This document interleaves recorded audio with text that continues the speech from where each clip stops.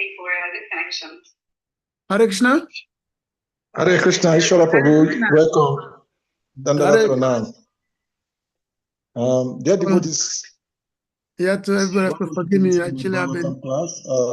Sir Dev Prabhu, you can take it over from here. So anyway, I'm with all of you. Thanks, Elizabeth. Hare Krishna, dear devotees, please accept our humble obeisances. All glories to Jagat Guru Srila Prabhupada. All glories to our revered speaker, His Grace Ishwara Prabhu. And all glories to assembled Vaishnava devotees. Devotees, we thank you for being here as always. Prabhuji, you're welcome back to your own home. And without further ado, we may put the verse on the screen and then you take it over from here. Hare Krishna. Hare Krishna. So of course, you'll have to forgive me for being kind of late tonight. I'm currently in Mumbai. I'm not speaking from Vrindavan. I've been traveling. Actually, I just came to Mumbai yesterday. I've been traveling in the state of Maharashtra. You must have seen a couple of lectures I posted. That's from another city in Maharashtra. Now we're having a brand new temple opening, so I'm here as one of the invited guests. So let me just start. Govinda Jaya Jaya Gopala Jaya Jaya Radha Ramanari Govinda Jaya Jaya Gurave Guruchandraya Pradikaya Tadalaye Krishnaya Krishna Bhaktaya Tabhataya Namo Namah Agyana Timandasya Gananganan Salakaya Chakshusumilita Yena Tasma Shri Gurave Namaha Sri Chaitanya Manobishta Stapita Yena Bhutale Sayarupa Kadamanya Dadati Swampadantikan Bandeham Se Rupa Se Guru Parakamala Se Guru Vaishnavapscha Se Rupan Saryatan Sahagana Raghunata Vitantan Sajivan Sadhuitan Sabatitan Parjana Saitan Krishna Chaitanya Devan Se Radha Krishna Parasakna Lalita Sivasagabitam Cha Narayana Namaskritya Narayachava Narotavan Devam Sarasatim Vyasan Tato Jaya Bhaktirayit Nasta Prajesabhadresu Nityam Bhagavata Sevaya Bhagavati Uttama Sloke Bhakti Bhakti Naistiki Vede Ramane Chaiba Purane Bharate Tata Ado Adyam Chamade Cha Hari Sabhata Giyate Dhamma Prajeta Kadavota Paramo Nima Satam Satam Vedam Vastavam Matavastu Shivadanta Bhatayo Molana Shima Bhagavate Mahamuni Krite Kivai Para Ishvara Sadhurdi Avarudita Kitavita Kishanam Nigama Kapata Galita Falasu Kamukan Travasambutam Pibatam Bhagavatam Rasaramalaya Mahuravura Sikabhovi Bhavuka Yasava Yasyamanaya Krishna Parama Purushe Bhakti Uttapadi Pansasoka Moha Bhaya Paha Toyam Brahmasutranam Bharatata Vininaya Gayati Basarupo Shobhitata Paribremita Savabhideti Asanam Saram Saram Paribrimita Savabhidanta Saram Nishibhakta Mishyate Tara Samitasya Tipasya Nanyatya Sharati Kochi Krishnaya Vasudevaya Devaki Nandanaya Cha Nanda Gopa Kumaraya Govindaya Namo Namah Vasudeva Sutan Devam Kasam Chanuramadanam Devaki Paramananda Krishna Vande Jagaguru Namo Vishnu Padaya Krishna Pistaya Bhutale Srimate Bhakti Vedanta Swamiti Namine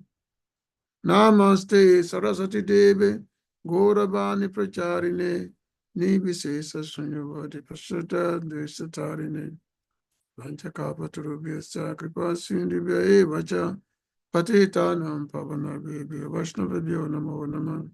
Sri Krishna Chaitanya Prabhu Nityananda Sri Advaita Gadadhara Srivasadi Gaura Bhaktavinda. Hare Krishna Krishna Krishna Hare Hare, Hare Rama Rama Rama Hare Hare. So again, I thank everyone for being on the platform. I'm sure many of you are here every night. I only come here once a month. Sometimes I may pop in, but sometimes I do watch from the YouTube. So that I can know what's going on the platform. And I've been traveling throughout India. I'm currently traveling in India now. I'm not in Vrindavan. I am in Mumbai now. I just arrived in Mumbai. And I'll be here for another week or so. So Krishna consciousness is it's a glorious process.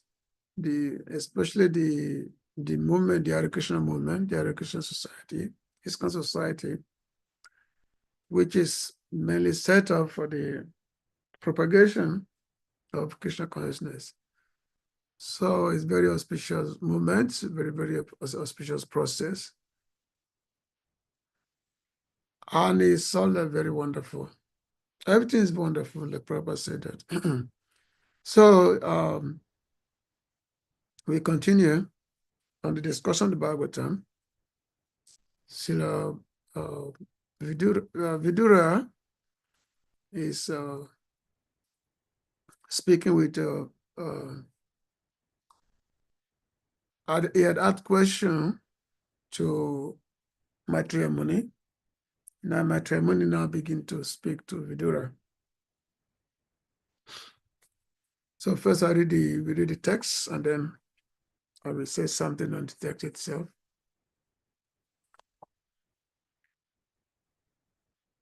So Srimad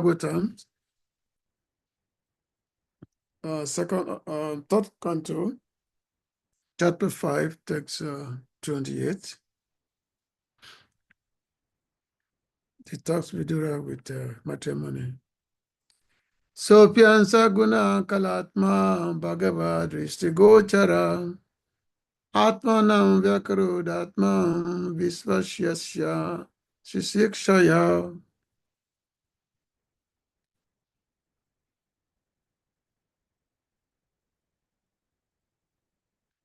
Saha Mahatatvat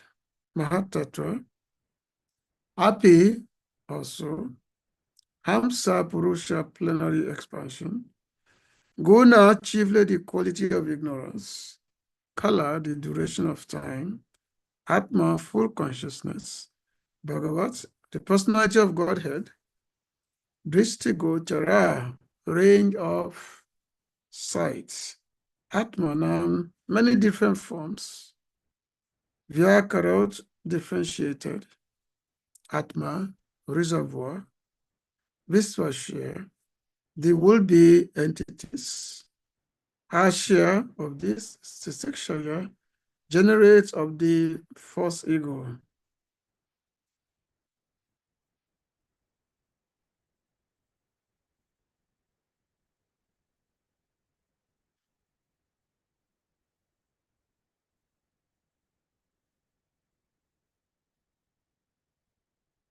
So the translation of this text.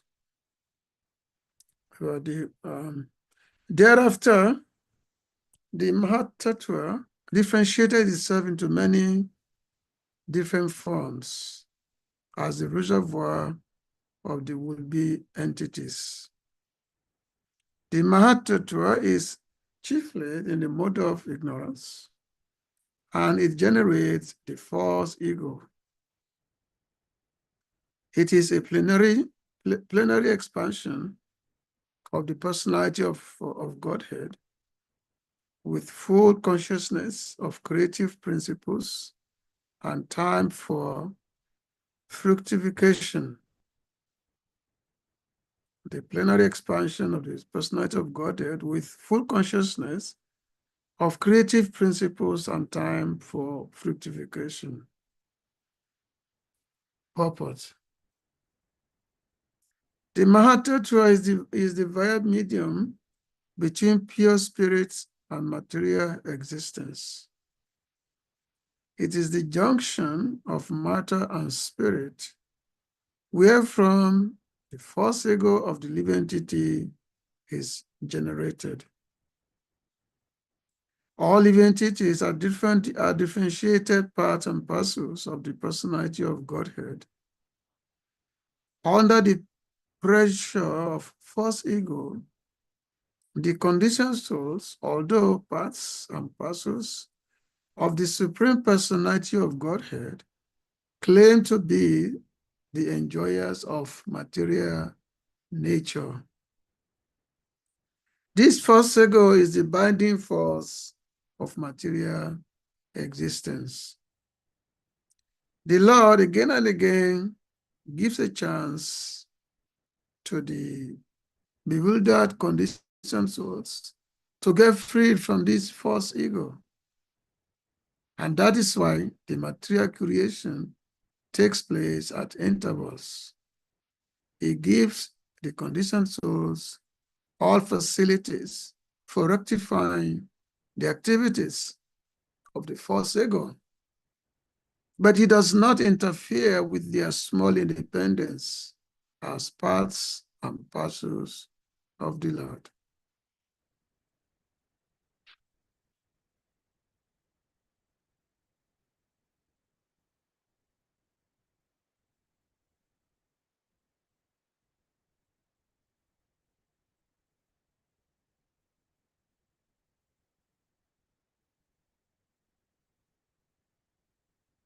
So the process of creation is not been described. The creative process. In the earlier verses, it's been described how the Lord he felt himself was alone. He was alone, and being alone, he felt himself incomplete. And then he decided to create, his desire to manifest this material world and create the living entities that are situated within the material worlds. Now, as Prabhupada explained in his commentaries, that the Lord is always blissful in himself. It's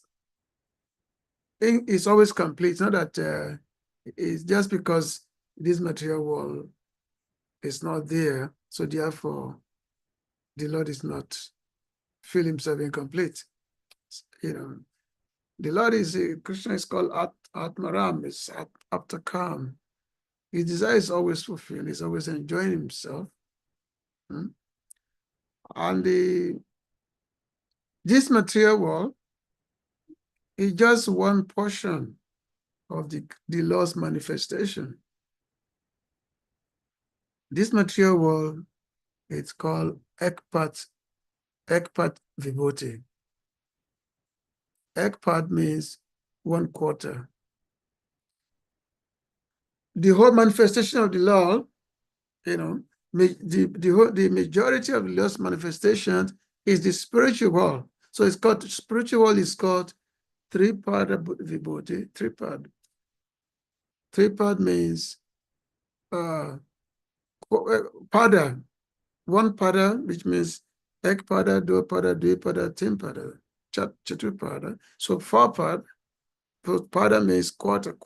So 3/4 is called tripad Vibhuti. That is the spiritual world. So the Lord's manifestation is full in the spiritual world. So which means the spiritual world is full. Only material world is this just small corner, which comprises of this egg part, which is the singular, which is a single 1/4 of the Lord's manifestation. So what is the significance of this quarter? What is the significance of it? How would it not be feeling incomplete just because this one quarter is not there? This one quarter has been described to be the prison. It's like a small corner. It's like a dark corner. It's just a small corner that just there. You know, just like in every country is there. And in every country there is the prison house. So every country has got a prison house. So to the average citizen, what is the value of a prison house?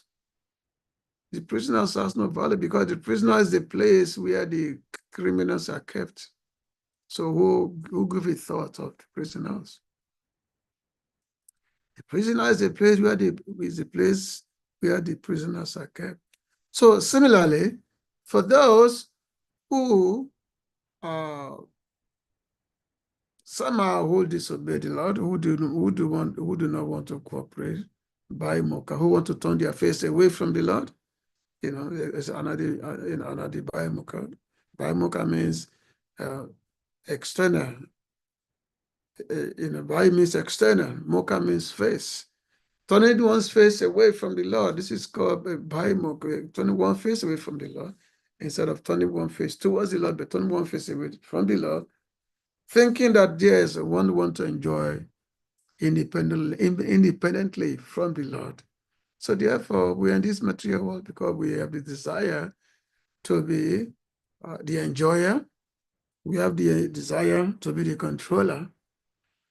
We have the desire to be the Lord of all we can survey. Aham Bogi, Ishvaroham. I am the enjoyer, I'm the controller. Ishvarohan Aham Bogi. That's everyone's mentality in this material world, you know. And because, okay, I'm the controller, or I want to be the controller, I want to be the enjoyer, I want to be master. Also, everybody else in the material world, they all have the same mentality, or everybody have the same idea. So therefore, what is this material world? It's a place of competition. A place of competition, and everyone will have to struggle with the other person. Ahastanin sahastanam apadani chatuspadam faguni tatam mahatan jiva jivo shajivanam. This is the material world being described. The material world is a place of struggle for existence. Jiva jivo shajivanam, that whereby one living entity subsists on the other living entities. Those who are strong, they dominate those who are weak. It mentioned that the living entities that has no leg, they become the food for those that have leg. You know, apadani means no leg. Apadani, tatus means the leg, the fall, especially the animals. So those who have no leg, they become the food of those who have leg. You know, was that Fagonim Tatamahatam. Fagonim means the weak, those who are weak. That's a Fagun. Fagun means the weakness, the delight. So Fagonim Tatamahatam. Mahatam means strong. So the strong, they always dominate the weak. That's the reality. Just like as we can see in the world today, we find that certain countries, they are more weaker than the others. Certain countries are more stronger than the others. So which means when certain country speaks, everybody have to listen to them. That's the nature of the material world. You know, if America speaks, the other country, they have to bow their head. That's the nature of the material world. All the politicians are there. Somebody become the ruler today. Another person is there. They want to find out how they can bring that person down. So therefore, you know, they have to find different way to find the fault in the new ruler, in the new ruler, so that they can also be the ruler. And the election, so-called election is there. The moment somebody wins, another person is there how to bring down that person. So that's the nature of material, because material world, we want to be the masters. And at the same time also, we are full of envy of those who have become, of, even though we may attain our position unless we become the master, but at the same time also we are full of envy of others. Because those prina na lina cha, each of these samote na do them about it. Turkish is saying. Is this material where everyone is full of desire? Everyone is full of desire. Each of those. Dwesa means the duality that everyone is full of. So therefore, the struggle for existence, this material world is always there. So the material world is never pleasant for anyone. But under illusion, we think the material world is wonderful. We think material world is wonderful under illusion. But within is wonderful, because that is the way the Mahadevi keeps off. Mahadevi keeps off covered. She keeps her covered, puts her under illusion to make us think that yes, everything is fine.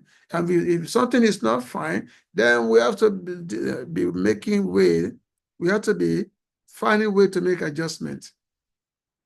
And so everyone is fully busy trying to make adjustment in the material world. Like one story which was told by Srila Bhaktisiddhanta. So one time, the king, he was the king, there was a city, there was a kingdom, and the kingdom has, king is there, the kingdom. So the king, he asked his master, the king has his minister. He wanted to find out something about the citizen. He wanted to find out who among the citizens actually lazy. We want to find out who is lazy. So we want to know who are very active and who are very lazy. We want to find out. So he told the minister that you go to the town, I'll make an announcement, and you make an announcement and tell everyone that the king is going to give a big feast. He's going to give a big feast, and for the whole citizen in the kingdom, that everyone should come, because the king is going to give a feast, a big feast. So the minister went. He went to the city center, make the announcement that tomorrow the king is going to give a big feast tomorrow. Tomorrow the king is going to give a big feast tomorrow. So everyone should come. So this announcement was made, and everyone was happy. So before everyone showed up at the venue, so the king, he had the minister, he had him to build a pavilion, a big pavilion, where everyone will come and sit, and in order for them to eat for the feast. So next everybody came, many people showed up, and they all entered the pavilion, they all took their seat.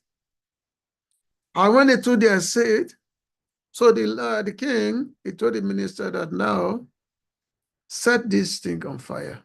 Set this pavilion on fire. I want to see something. Set it on fire. So the minister he put the fire on the pavilion. So when the fire started, everyone ran out. Everyone ran out except two persons. These two persons, they were friends. So one guy asked the other guy that, look, I think I'm feeling some heat, some burning here, I think I'm feeling some heat.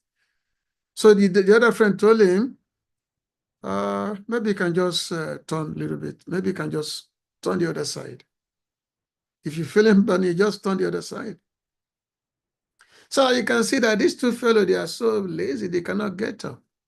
It's just telling that we just turn this way, just turn the other side, maybe you will not be feeling the heat because they're so lazy. So the king told him, Mr. Just see, these two fellows, they're so lazy that even though the fire is burning, still they cannot get up.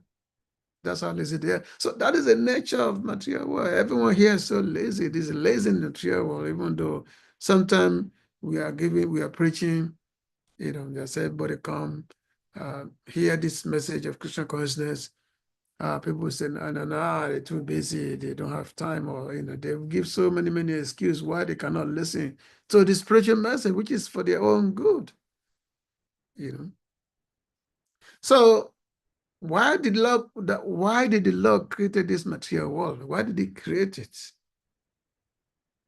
Why did he create it? Is it because it's finished some lacking? No, it's not, because it doesn't lack anything. The Brahma Samhita clearly points this out.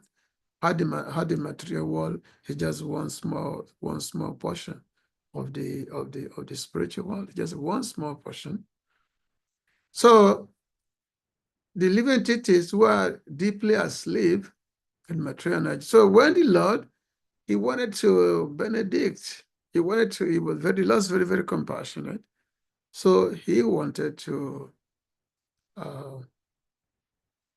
benedict the living entities who are deeply asleep in the material energy, who are deeply asleep, who are in total ignorance. They are deeply asleep. So the Lord wanted to benedict. So in order, for the benefit of the jivas, so they can be awakened. So this material world was created. Otherwise, all living entities are just in a state of, in a dormant stage. So the material world is created so that to give the chance for the conditioned souls to be awakened to their spiritual nature, to be awakened to who they are, to be awakened, so that they can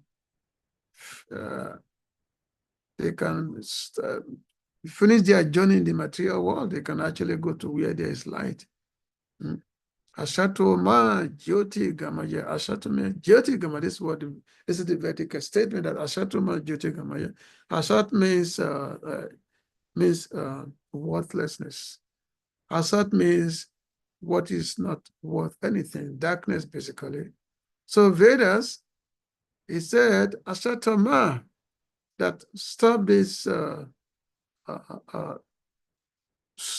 ignorance, stop being darkness, stop pursuing what is not beneficial for you. Stop pursuing that. Jyoti Gamaya, come to light. Jyoti means light. Gamaya means go to light. Jyoti Gamaya, go to light, come to light.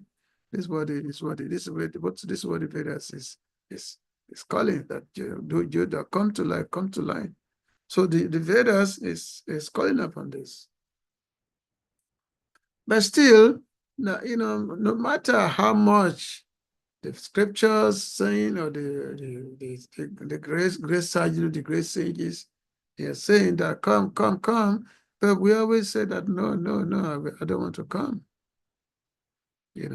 And that's why a devotee who is preaching, he actually doing a thankless task. Because sometimes when devotee is preaching, a spiritualist is preaching, oftentimes they get attacked.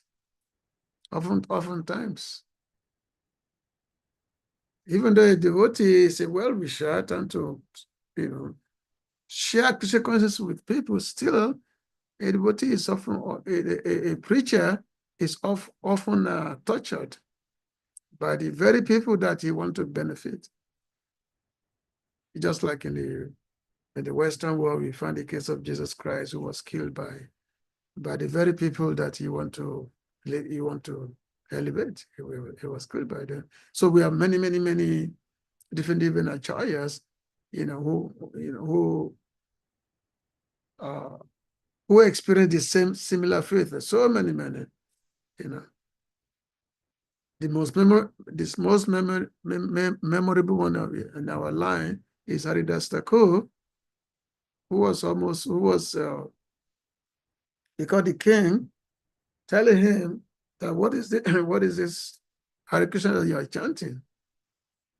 You know, what is this? So therefore he was punished. Haridas Thakur was punished. He was being sentenced to die by being beaten in the marketplace. So the 10 strong men, they took Haridas Thakur, and he was being severely beaten.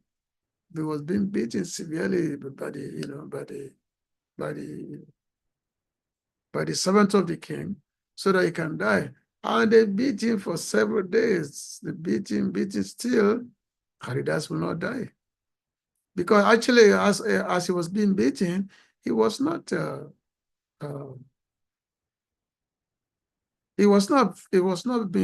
sorrowful for his own self. Even though he was receiving so much severe punishment, he was simply thinking about, oh, just see these people, you know. He was actually feeling bad for these people who actually beating him. He was feeling sorry for them. He said, these people, they are so fallen, they don't know what they are doing.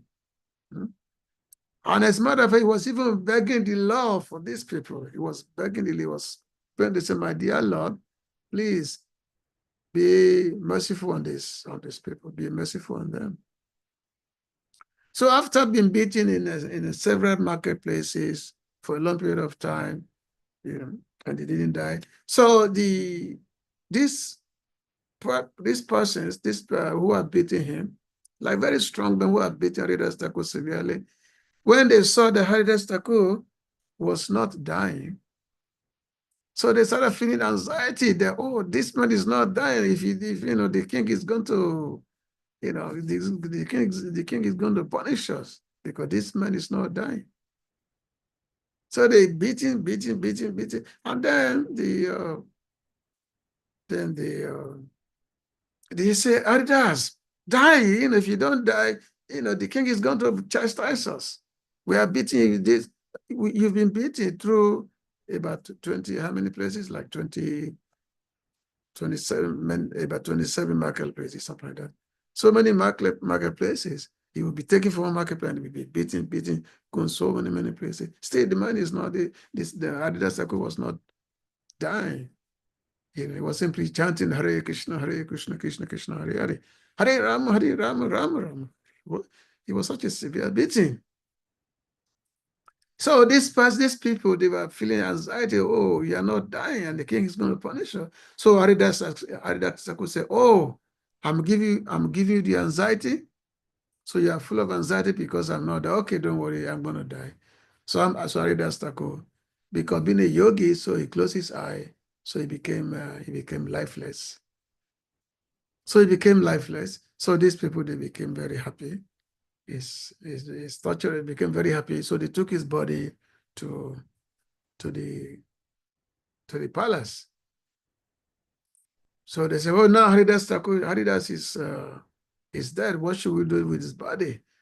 And then the Kasi was like a very, you know, the maned fellow. He said, "Oh, just throw his body into the Ganga, because if he bury his body, that would do him good. We should not bury it. We just throw his body into the Ganga, into the river Ganges."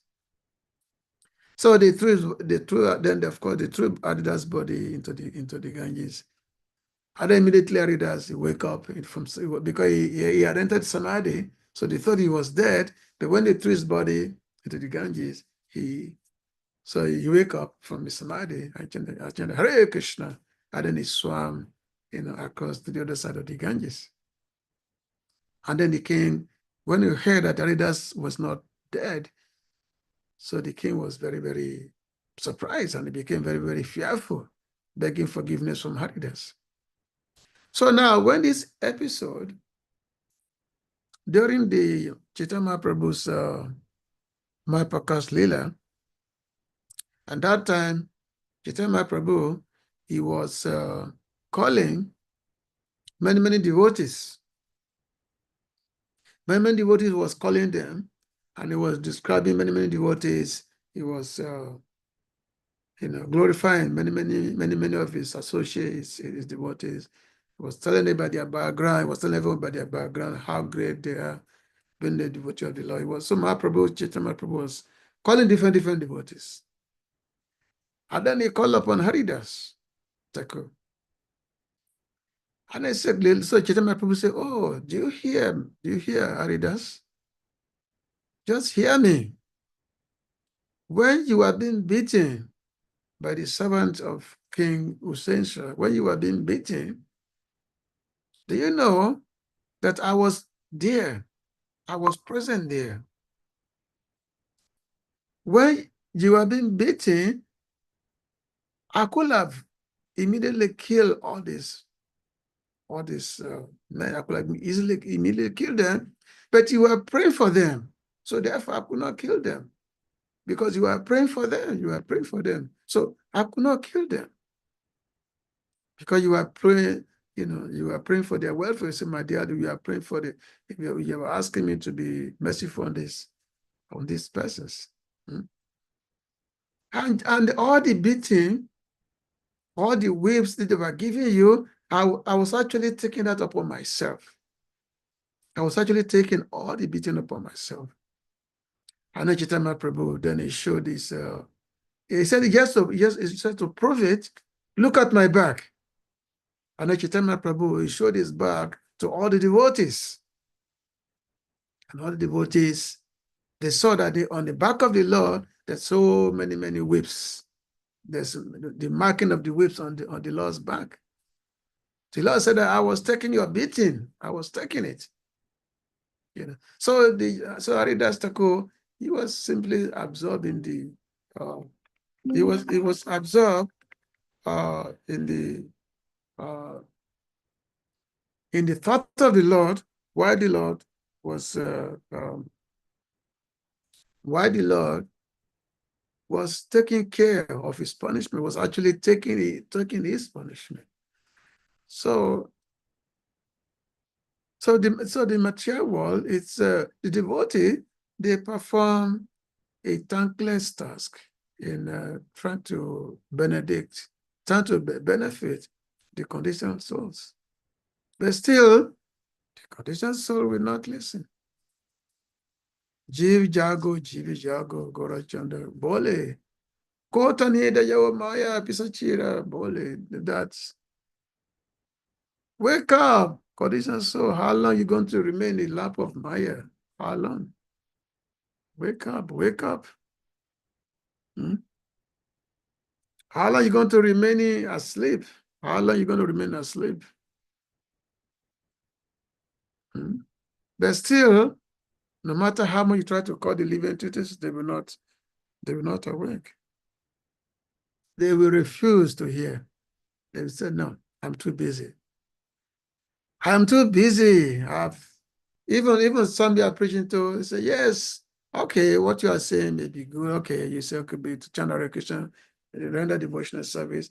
But okay, right now I have so much to do, so much activity I have to do. I have a business, and I have to go my business, and then I have family, I have children, all these things. Maybe when I get old, I will take up Krishna consciousness when I get old. Maybe when I get old, I will take up this message when I become old. But right now, the body is fit now. Let me do my materialistic duties. Let me enjoy myself with my friend, my family member. I need to enjoy myself. So when I become old, then I can take up the spiritual activities. That is the extent that people will do. That's the extent that, oh, okay, I will do it later on when I'm old. When I'm old, I will do it. But the reality is that your materialistic duties is never finished. Your materialistic duties never finish. Never finish. Was it when one time when Adam money, he met one person. There's this particular, he met one person, telling him that, he should come and chant the holy name of the Lord, come and worship the Lord. And this person says that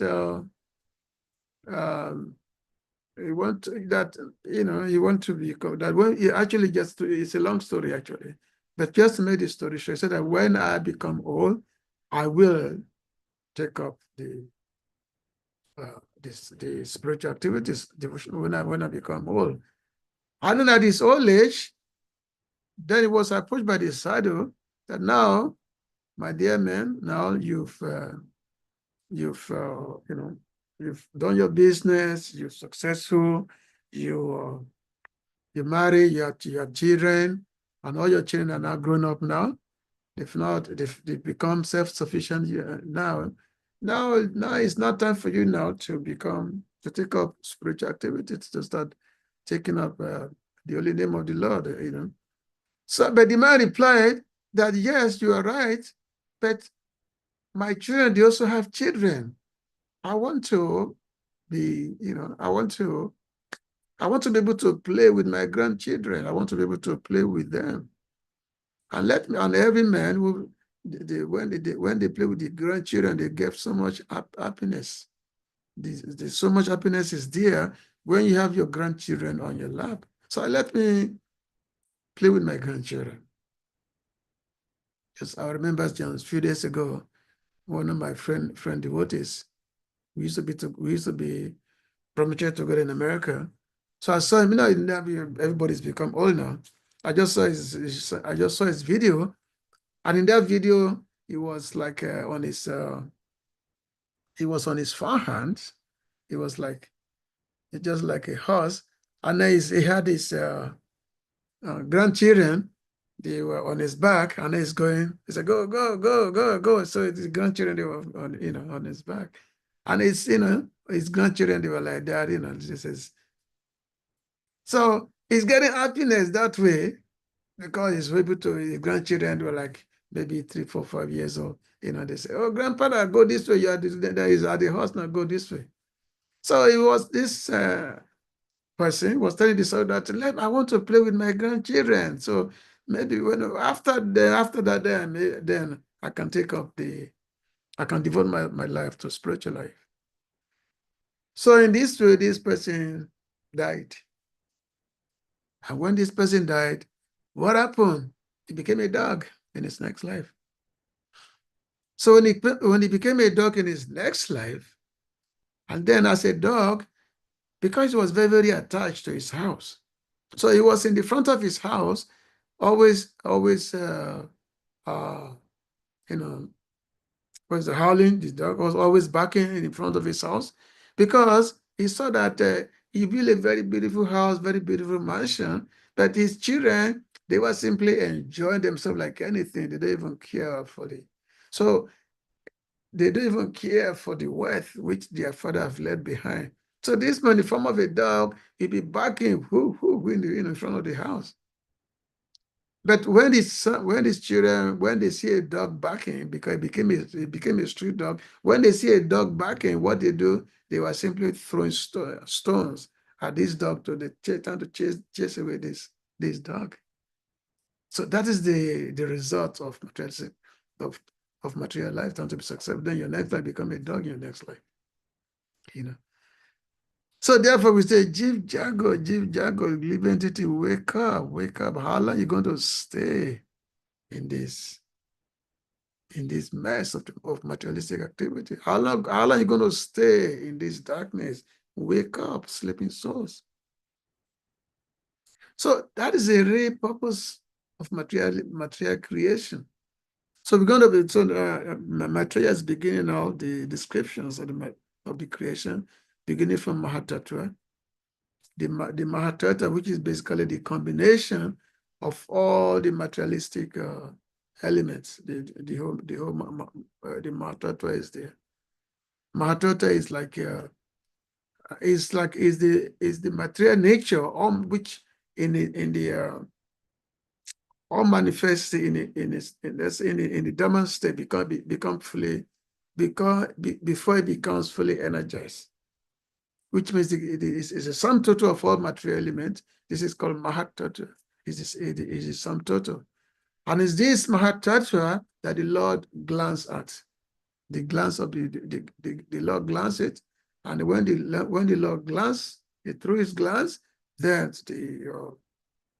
and then the Mahat Tattva become enlivened, become rejuvenated through the glance of and that glance of the Lord is the living entities, whereby the living entities the Mahat Tattva become impregnated with the living entities.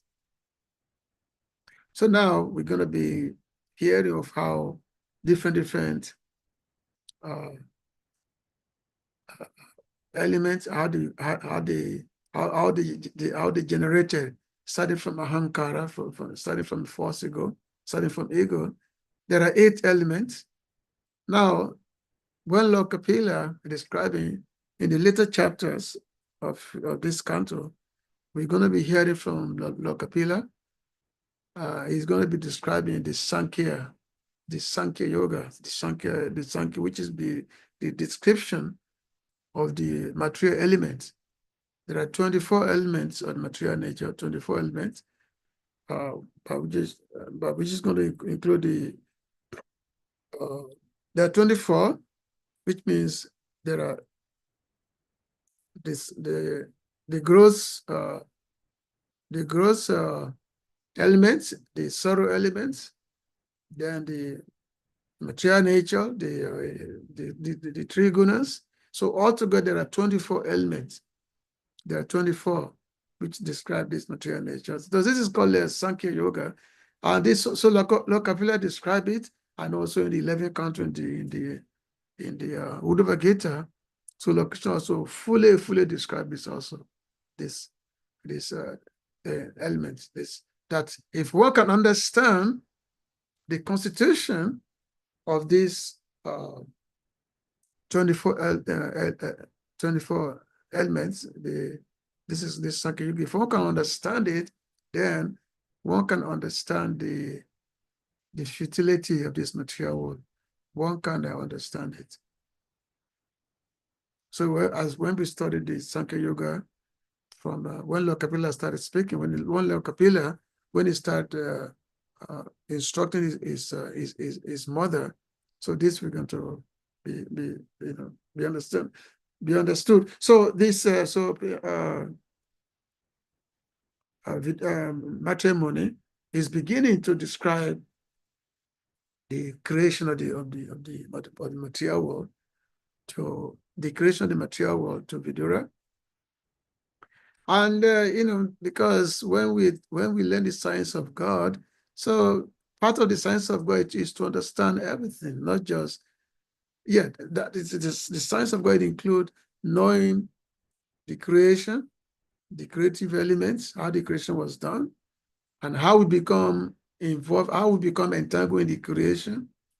And then ultimately, then we have the first, our involvement is described, our entanglement is described. Then later on, then the process of getting out of it. The process of getting out of the material creation is going to be described. Just like the prison house is there, which is prison house, which was built by the government, by the ruler. So the living entity whose disobedience, it goes to the prison. But the prison, what is the prison now? Prison house is just a place of reformation, so that living entity who's in prison can reform himself, herself, can reform. And then through that reformation, then when the government see that, oh, this person has become nice in character, it has become like a lawful human being, then the person can be released from the person is released from jail. So similarly also, as we are as prisoners when the material world, and then when we become good, which means when we come to understand who we are, when we come to understand our identity as being a jiva, a living entity, who is actually a servant of God, who is actually a servant of the Supreme Lord, and then we engage ourselves with devotional activities, then we become eligible to be liberated from this jail, from this prison house of the material world. We become eligible to be liberated. So this is the whole purpose of this third canto of Bhagavatam. It's a lot of technical is there. It requires a lot of deep meditation, a lot of deliberation. We have to be very, very cool-minded because it's very, very technical actually. Very, very a lot of technique in terms of the way this Mahatattva is described, different elements, the way they are described. So it requires a lot of deep meditation on the topic. It requires that. But Bhagavatam, it has a purpose by putting in there. It has a purpose. So which in Bhagavatam is not just about hearing Krishna Katha, it's also about hearing how the creation was done. So a devotee, you want to hear all these things. You want to hear about how the creation was done, because Vidura was asking material. He wanted to know about this. He wanted material to describe this to him. Of course, Vidura himself is a great personality. He was not an ordinary person. He actually knows already. After all, Vidura is one of the authorities, one of the Mahajans.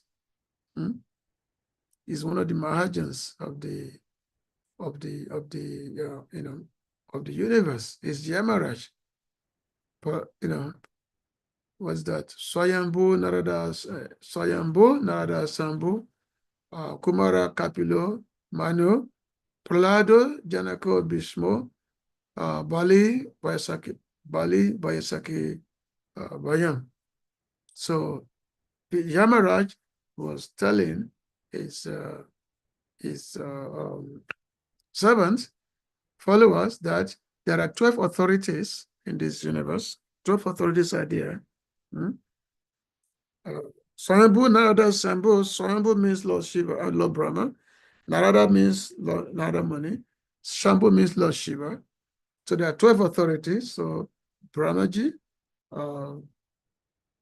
Narada Muni, Lord Shiva, and then Kapila, Lord Kapila, Kapila, what's that? Manu, Kapila is Manu, there's Kapila. Prahlad. Prahlad Maharaj, Prahlad, Janaka Maharaj, Prahlada Janaka Bhishma is the Bhishma Dev. Then Bali Maharaj, Vasaki Misukadev Goswami, and Devaya means me, which is Yamaraj. So those are the 12 authorities. So, and those authorities means they are the one who have given the teachings of the science of God that we have to follow. It's a Mahajana Yunagata Sapanta that, yes, we have to follow the path of the Mahajans. There are 12 Mahajans that we have to follow their path. But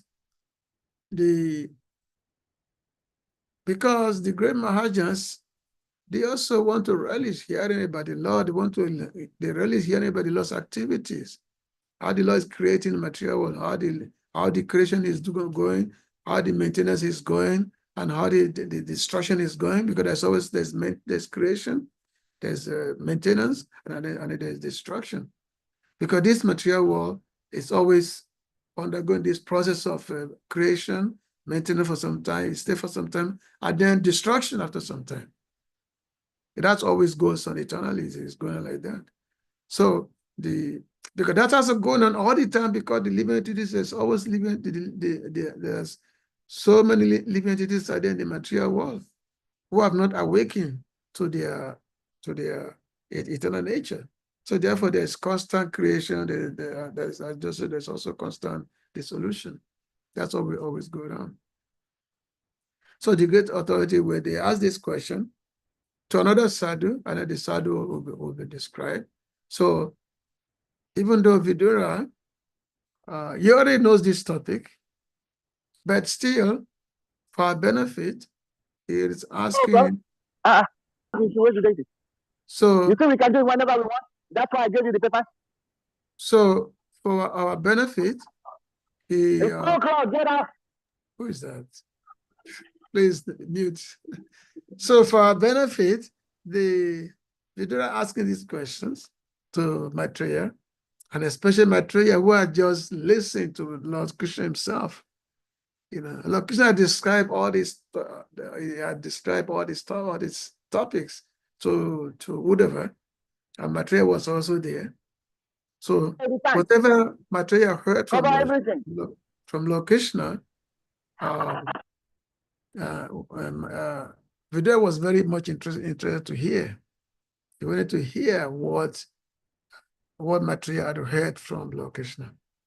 So therefore, Maitreya is now start speaking. So I'm going to stop here. If you have any question, you can please go ahead. Hare Krishna. Hare Krishna. Thank you so much, Prabhuji, for sharing this wisdom with us. Dear devotees, if anyone may have questions, comments, realizations, comments, you may want to ask or share, please indicate by using the hand emoji or your physical hand, and you'll be asked to unmute to ask your question or to speak. Hare Krishna.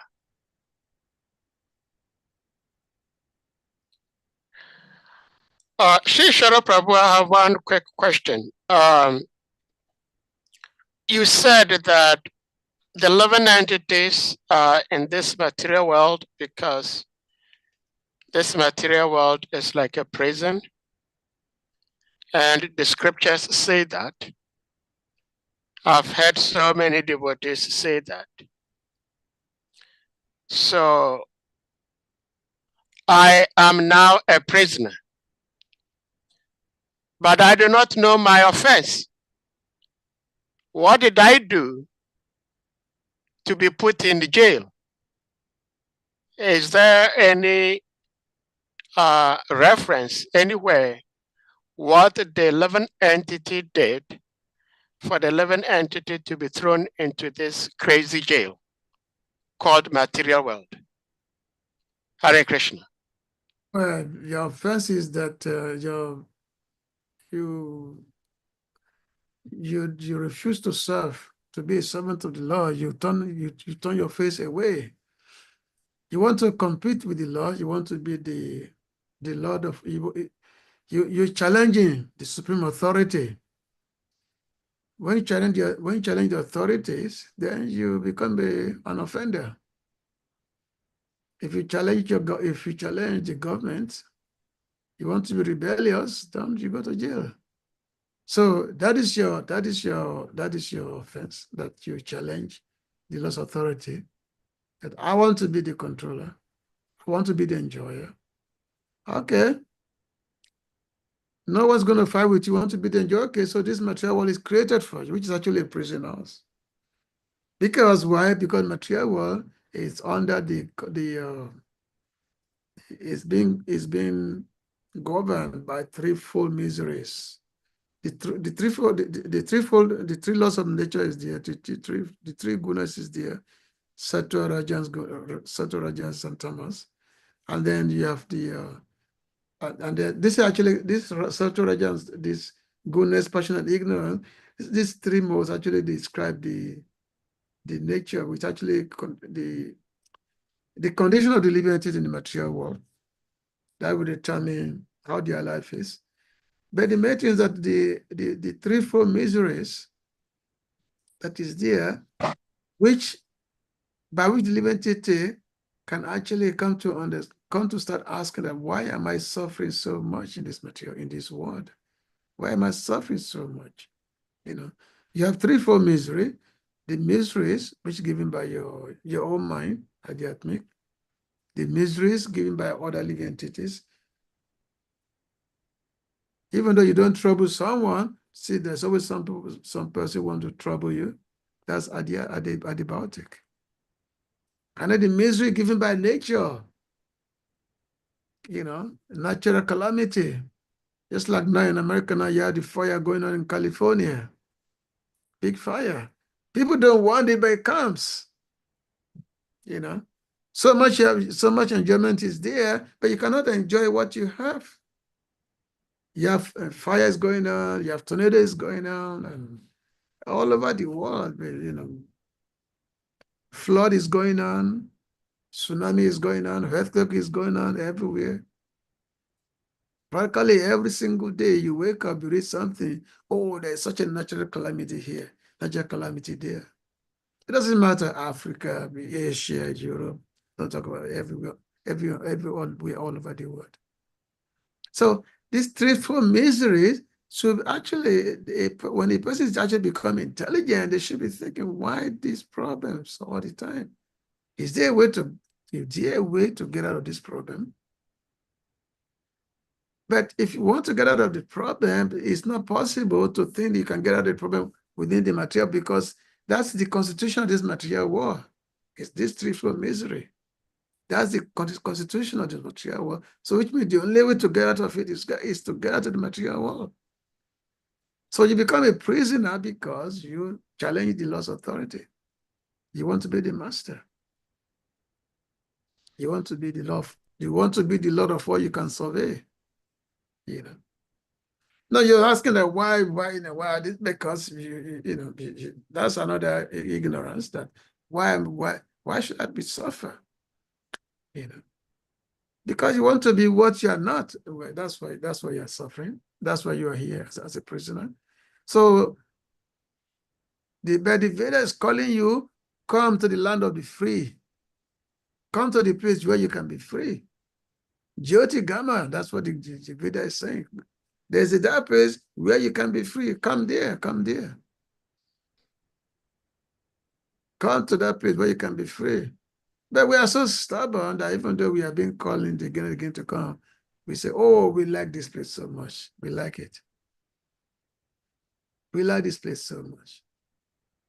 I remember in the beginning days when our movement was beginning in Africa, this story was first told by Brahmananda Prabhu. He discovered that there are two villages. In one village, people, they were always busy carrying stones. They were always busy breaking stone, carrying stone all the time. That's what they all carrying stone. And then there's another village whereby people, they were simply, or every day, all they do is to simply dancing. They be dancing and feasting and singing. That's what they do every day. Dancing and feasting, that's what they do.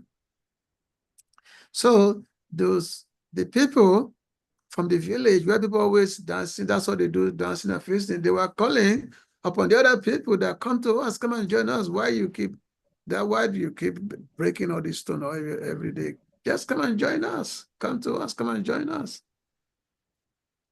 But this person in this village who are breaking stone, they say, oh no, we cannot come and join you because this is what we've been, this is what we are used to. Our generations, our ancestors, this is what we are doing. So we cannot stop it, what you are doing. So this is the nature of the life. Yes, you're a prisoner, but the Lord wants you to get out of the prison. The Lord wants you to get out. He wants you to come. And that's why he has to incarnate himself all the time. Why does the Lord incarnate all the time? He incarnates himself all the time to come and so that the living entities can be delivered from the material world. That's why he incarnates himself.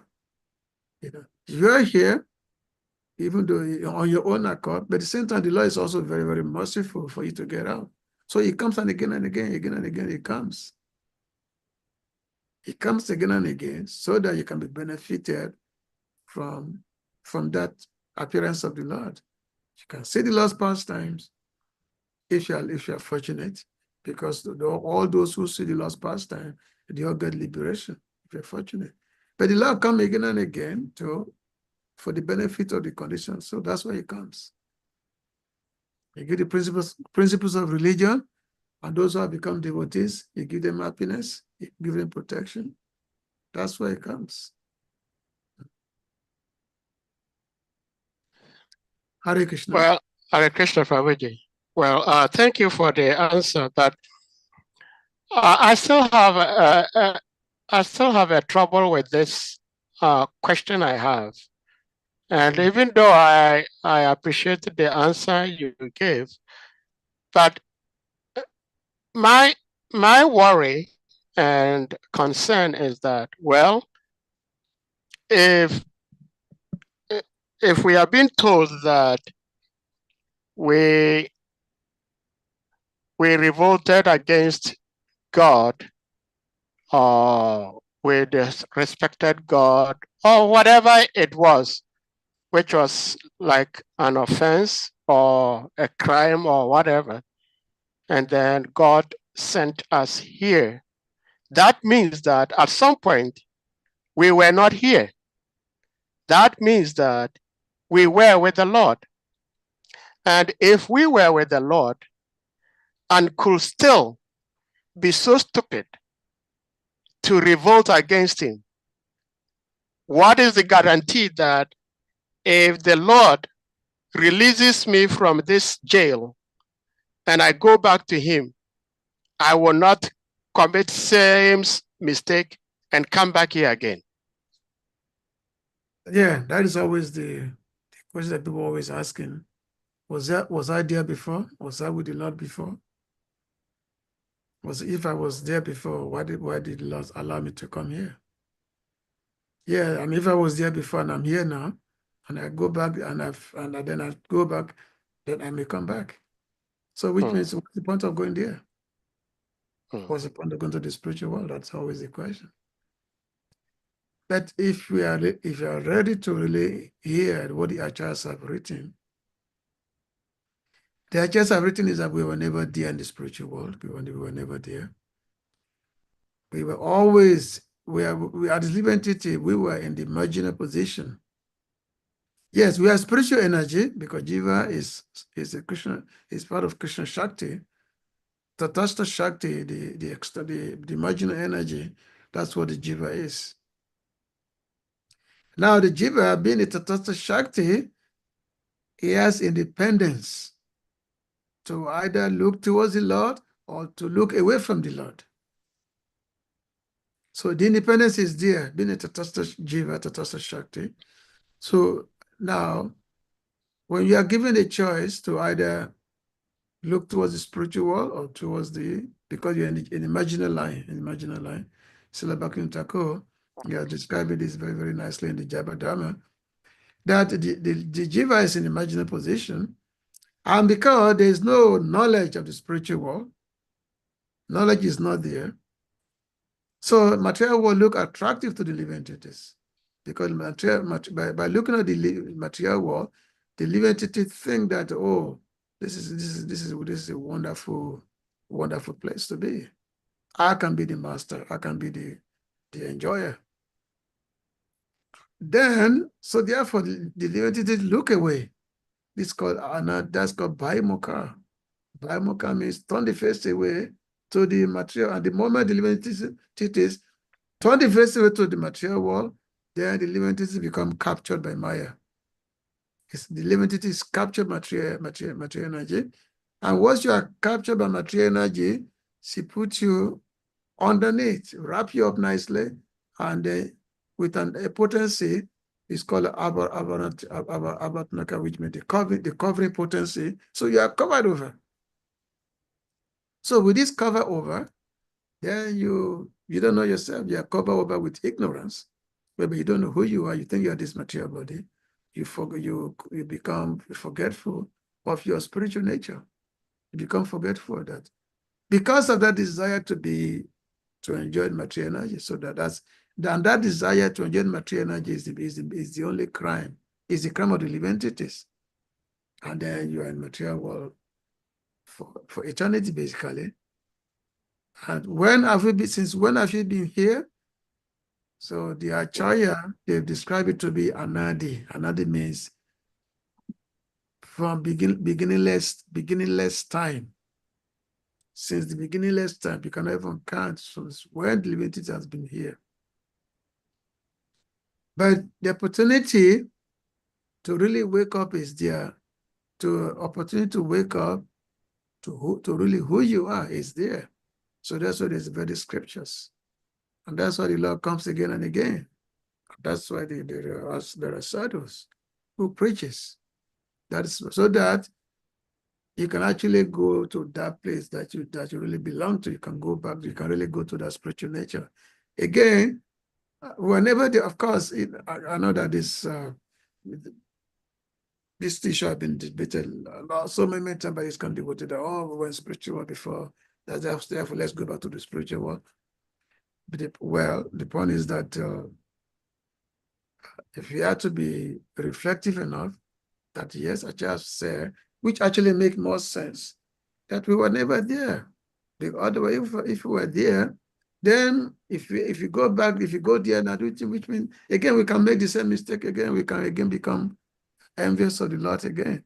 Whereas according to the descriptions in the scripture, in the spiritual world, there's no such a thing of anyone becoming envious of God. It's just impossible because the spiritual world is a place of light. There's no darkness there. Envy is a result of darkness, but there's no darkness in this spiritual world. Spiritual world is governed by love. That's what spiritual world is. It's governed by love. Love between God and the living entities. And that love is so deep, like anything. It's even indescribable. The love of the living entities and the love of God between them, the love. In the spiritual world, there's only three things in the spiritual world. There's Bhagavan, there's Bhakti, and there's Bhakta in the spiritual world. Bhagavan means the God, the Supreme Lord. Bhakta, the living entity. And then Bhakti, loving devotional service. That's the three things that only exist in the material. In the spiritual world, there's no time factor in the spiritual world. Because there's only Bhagavan, Bhakti, and Bhakta in the spiritual world.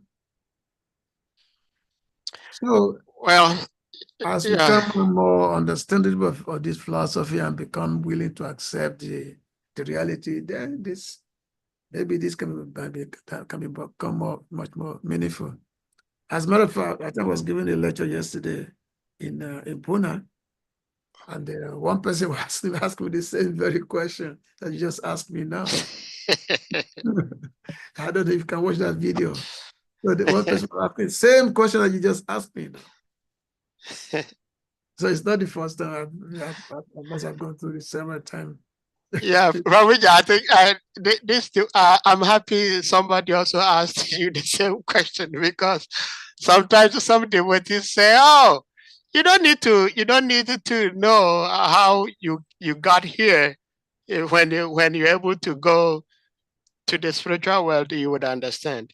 But personally, I think it's very important for me to know why I am here and what got me here, because if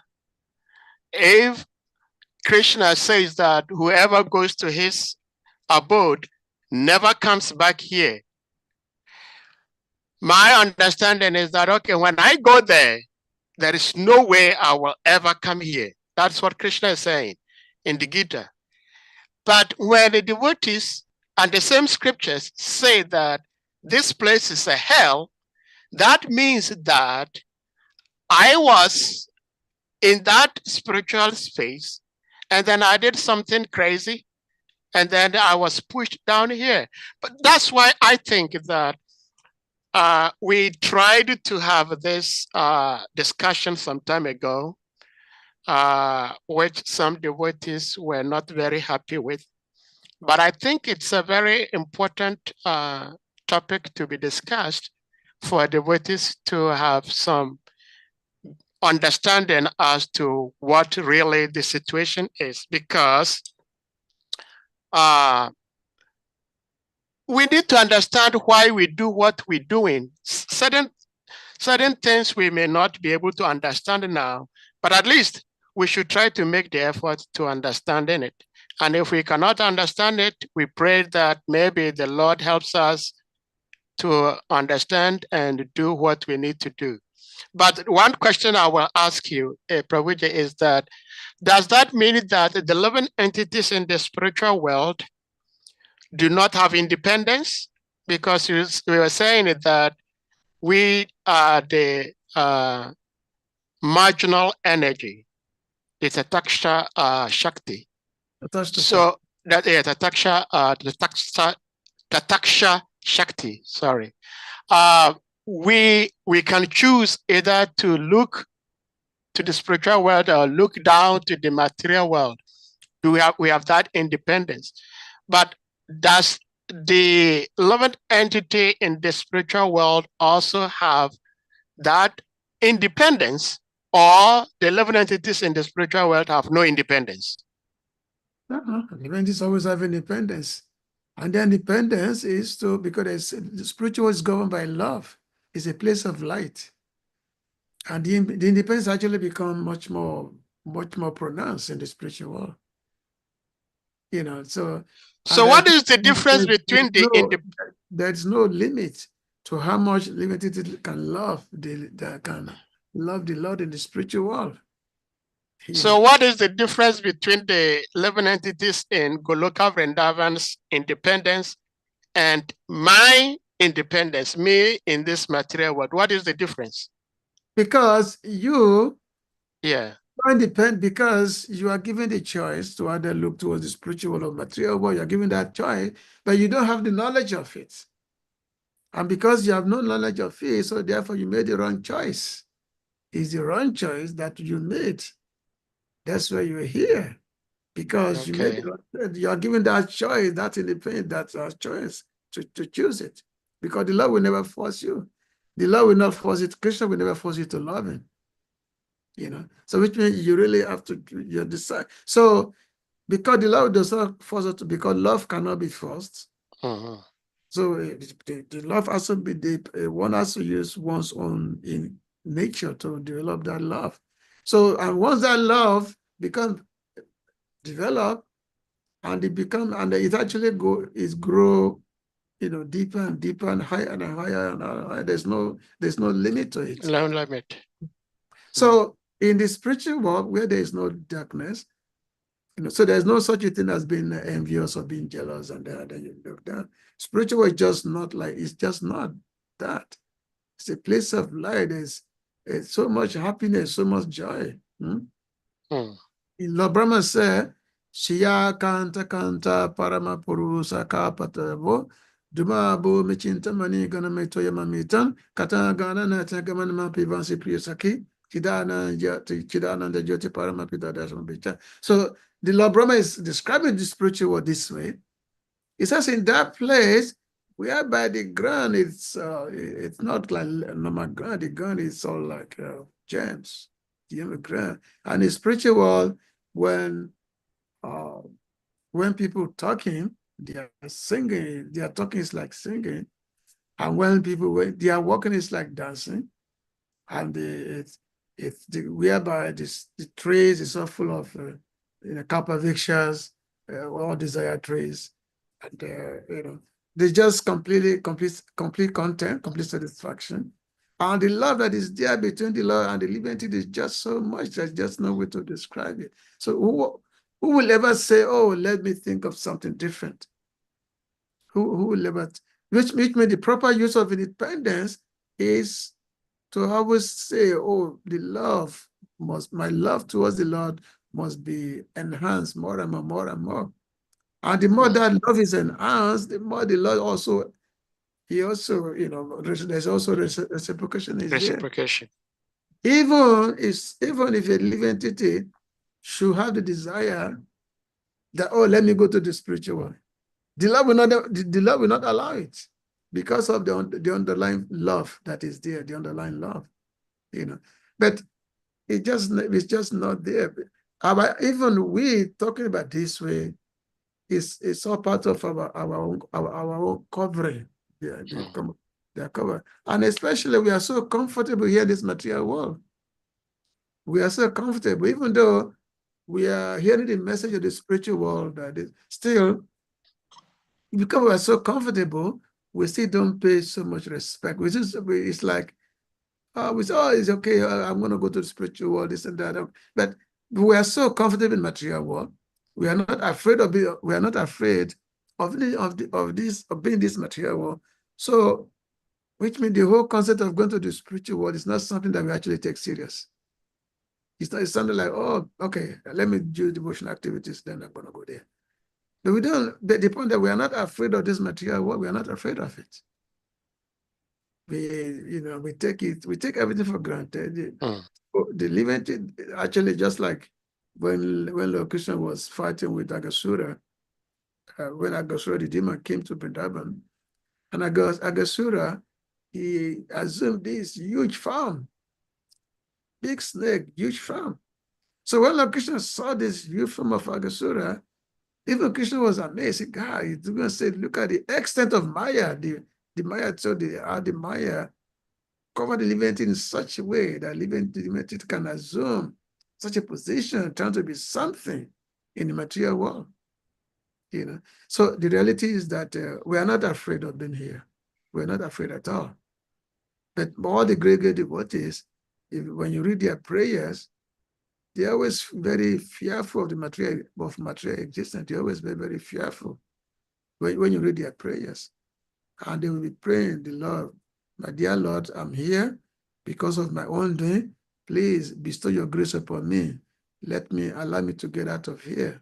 So the great devotee, they always pray in this way. When you read all their prayer, read the prayer of Bhaktivinoda Thakur, Dulaba Manasan Jamma.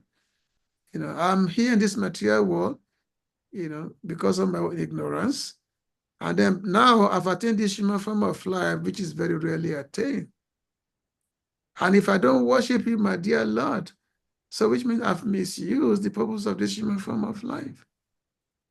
So therefore, the great devotees, they always making their prayer that way. So basically, we have to, see how we can follow the footsteps of the great devotees.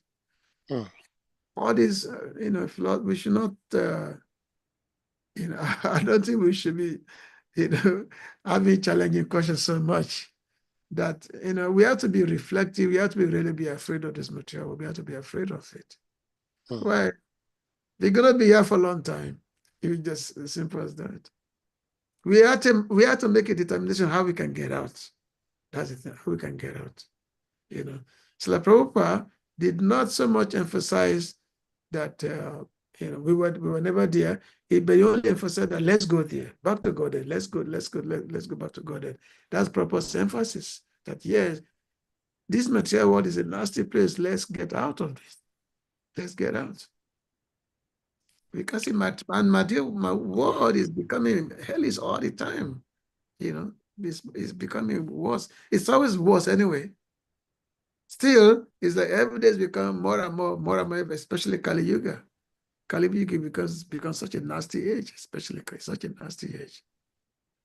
Other age is better, but Kali Yuga is the most nasty age. But the Lord is very merciful. Okay, just chant. You cannot do spiritual activities. You cannot do meditation, austerity. But you chant my name. You can become liberated. You can really come out. That's which means this Kali Yuga, the Lord has made the process of spiritual process, make it simple. Just by chanting the Lord's name, we can actually get out. We can get the same benefit by which those personalities who have done the previous ages, in their spiritual practice, what they've gotten, we can get the same benefit through the process of chanting. So this chanting of the Lord's name, it's not an ordinary thing. It's not ordinary at all, this chanting of the Hare Krishna mantra. Well, thank you so much, Prabhuji. I was saying the other time that Krishna lifted the Govardhan hill on his pinky finger for 7 days, 7 nights, and he never got tired. But for us as crazy ordinary living entities, when you just raising up your hand for minutes, you get tired. And I see two hands raised, and they must be tired. Oh, what? Yeah, we have Madhuma Prabhu. He's raised his hand for quite a long time. So, Madhuma Prabhu, please, you may unmute. Hare Krishna.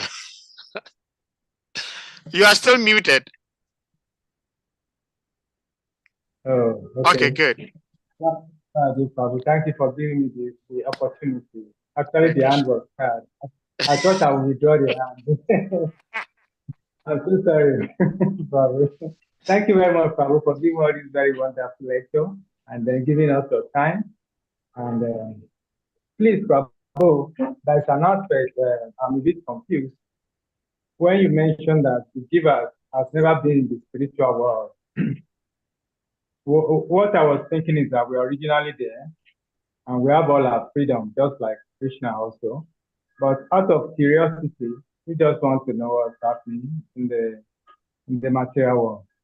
And then having come to the material world, then we realize the mystery is there. Then by going back again, we will never thought of going back anymore. And then when you say we feel comfortable in this material world, if I can remember properly, when Lord Brahma started creation, the first thing he did was to create a Maya. And the Maya he created gave me the impression that, for instance, you want to bring somebody from America, maybe a very rascally child from America, decide to take him to a village in Africa.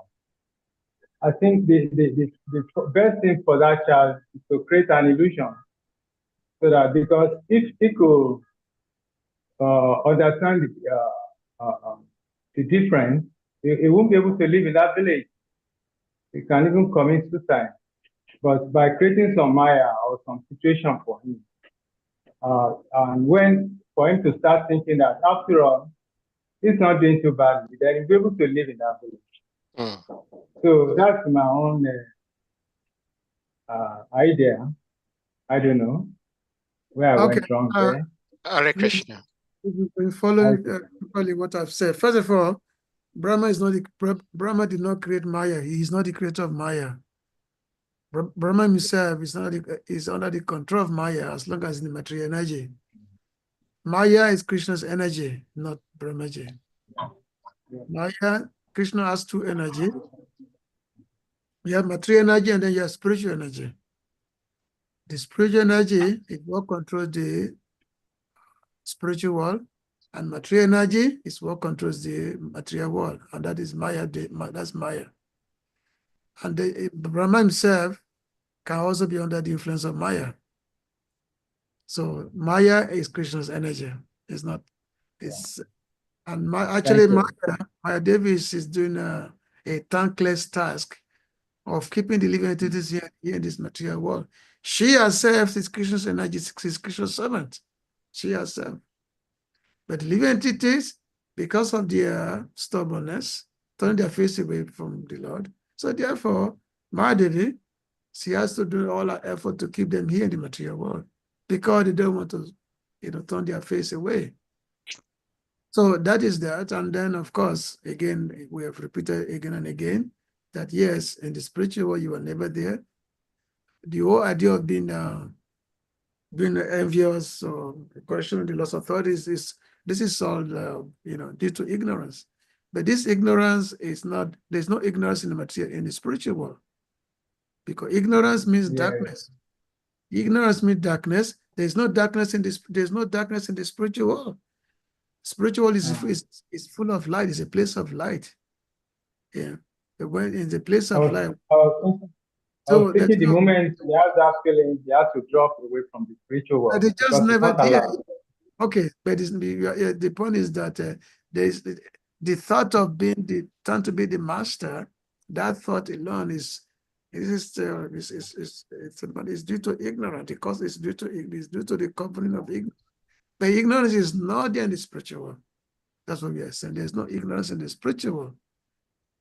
There's no darkness there. It's always full of light. It's eternally full of light. You know, when you read the scripture properly, you know, especially on the descriptions of the spiritual sky, is a pillar in a place of light.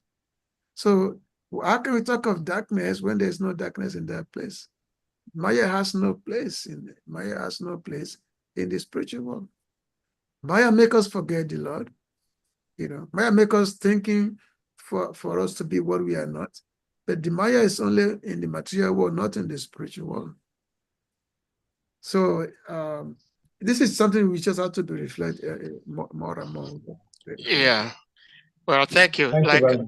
Yeah, thank you, Madhava Prabhu, for sharing, and Shari Prabhu, thank you.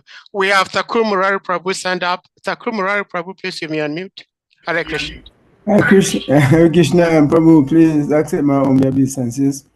I'll go to Srila Prabhupada and the Boston platform. Thank you, Prabhu, for the presentation. As usual, there's not enough time, you know, we could go on forever. So the question of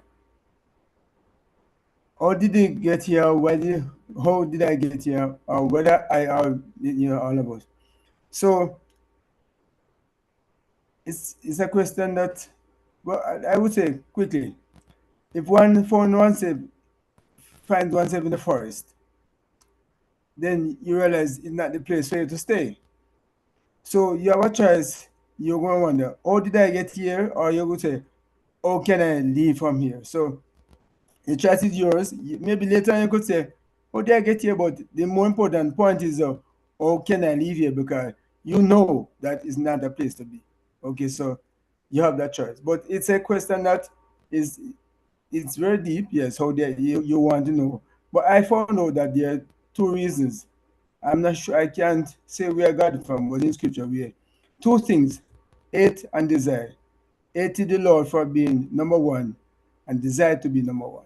So, yes, as I say, I can't say no where I get, but yeah, it is maybe not purpose somewhere, but I saw it. Hate and desire. So I say, yeah, okay, that's how I got here. So, all right. So it's another place, gentlemen. It's a place so we should leave as quick as we can. So I'm fortunate in the sense that I know how I got here. Yes, so my job now is to leave because it's not a place for a gentleman.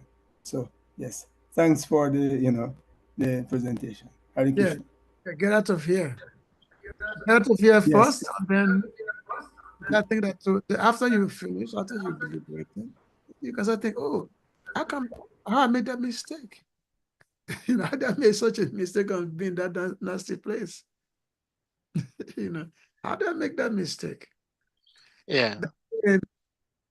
So anyway, let's focus on getting out.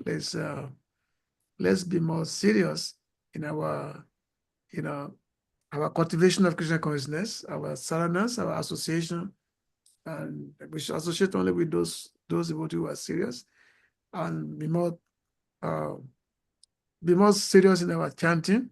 Let's take the chanting much more serious, and understand that the Lord is not different from His name. When we chant His name, the Lord is present. So let's just focus on how to get out of this place, how to develop, how to attain our eternal loving relationship with the Lord. How we can attain that. That should be our main focus. Mm-hmm. Yes, Hare Krishna. Prabhu, you want to say something? I haven't heard from you for a long time.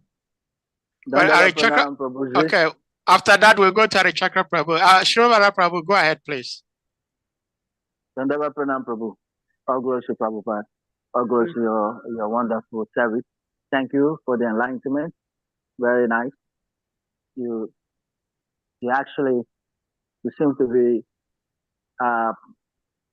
drawing Sahadev Prabhu closer to accepting the fact that Jiva does not fall from Vaikuntha. You never want to accept that. Thank you for doing good justice to that. So, because you asked me to say something, let me also contribute something to this question. He was asking, what did I do to be sent to this jail?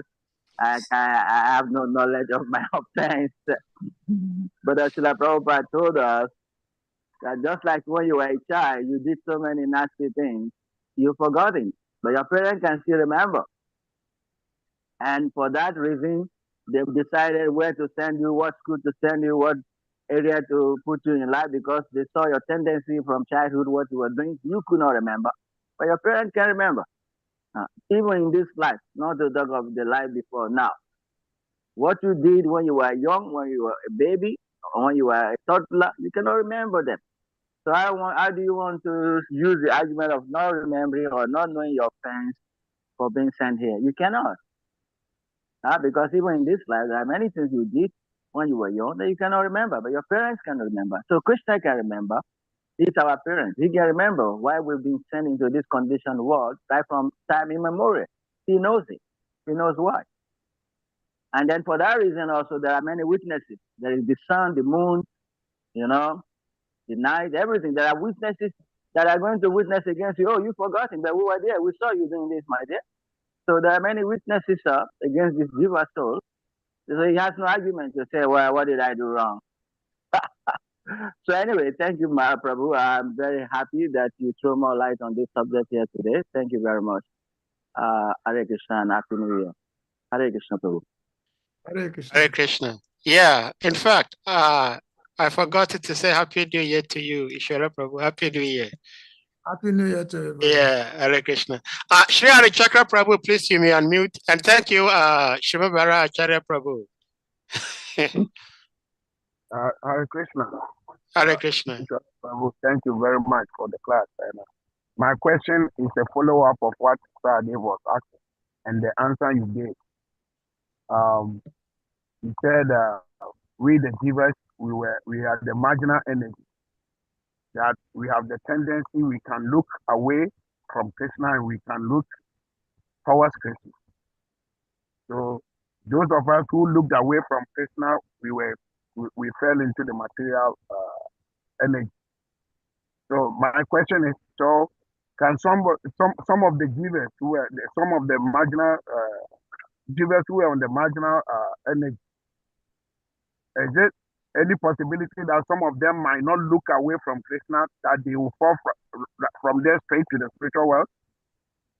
Yes, marginal energy. That's why that living entities, those who look away, who look towards the Lord, who use their independence very nicely. So they go to the spiritual world, and those who look towards this side, they go to the material world. So the choice is always there.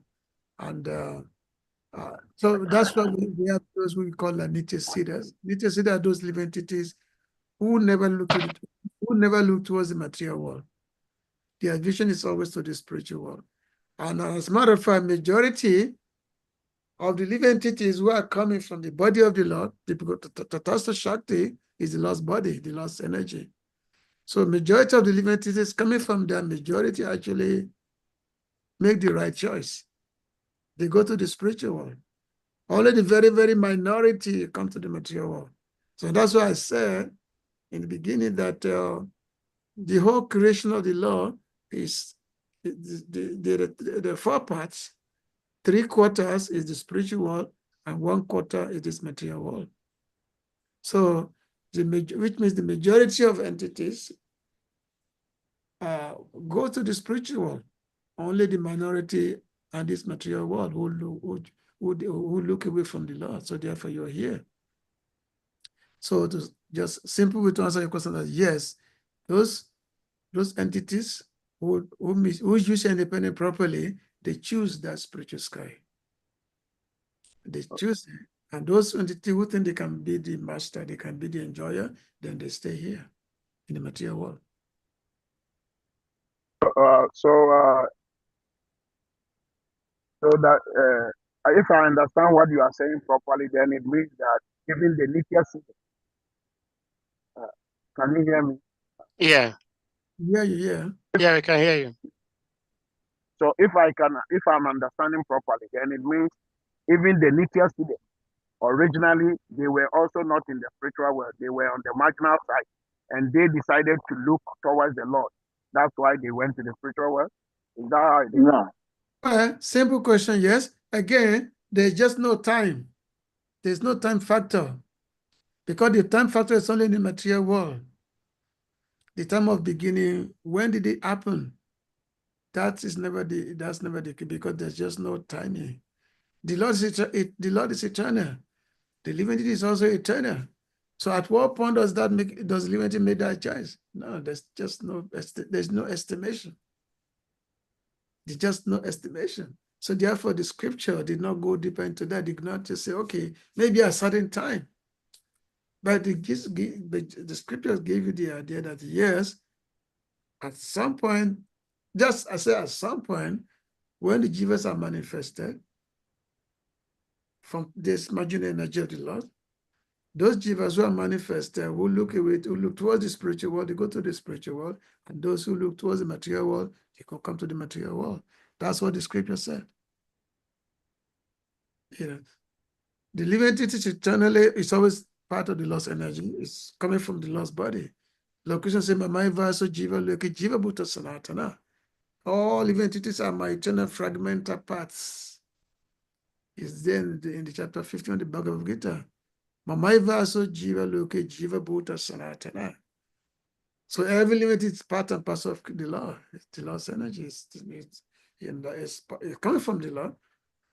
When you come from the Lord, you come. It depends on where you live. You look towards material world. You come to the material world, because material world is also the lost energy. Everything is lost energy. Material world is lost. Jiva Shakti or Maya Shakti. Material world is also the lost energy. And so is the spiritual world. So you can choose to be in the material energy, or you can choose to be in the spiritual energy. You see. That is one of the, that's one of the inconceivable nature of the lost manifestation. It's called inconceivable. Inconceivable, which means achintya, means something that is very inconceivable. You can't even conceive it. Because the more we start to deliberate on it, the more we start to meditate on it, the more we actually become frustrated, basically. Just like a Mr. Frog, when Mr. Frog was told that there's a who's used to the water in his well, and his friend of his came to tell him that, there's an ocean. He has just seen the Atlantic Ocean. And Mr. Frog said that, you saw ocean, how big is the ocean? Is it as big as my well? Oh, Miss Francis, what do you mean? Is his income so big? And he pumped himself up. Is it twice as big, 3 times as big, 4 times as big? Eventually he got busted. So, we cannot really use our materialistic intelligence trying to keep on conceiving all these things. It's difficult. We become perplexed the more we try to, because we tend to put the Lord in a box, because we are used to put everything in a box, That's why we are used to that. We are used to our calculation. We are used to calculate everything according to what we can measure by height, length, or breadth. That's our thing. But the Lord and His manifestation is beyond that. So Srila Bhaktisiddhanta used to say that the Lord is in the fifth dimension, which means something that is beyond calculation by either breadth, length, or height. But beyond it, so it's in the fifth dimension. So what is in the fifth dimension? What can you do about it? What can you measure about it? So basically, we have to understand our own limitation, basically. Our own limitation. Yes, this knowledge is so vast. It's just so vast. It's just so vast. Even the common thing in this material world, just see many, many manifestations. So many, many things in the material world. Even they perplex us. Let's say you go to a beautiful garden. In some beautiful garden, you see how nature has made so many things so beautifully. Even you become amazed at how these things become manifest. How these things become manifest, you become amazed, even what the material energy can do. So how much more spiritual energy, if you cannot even properly estimate, understand everything about material nature. The scientists, they become more and more amazed every day because they keep discovering this and this and this and this. Never end. You know? So yes, simple.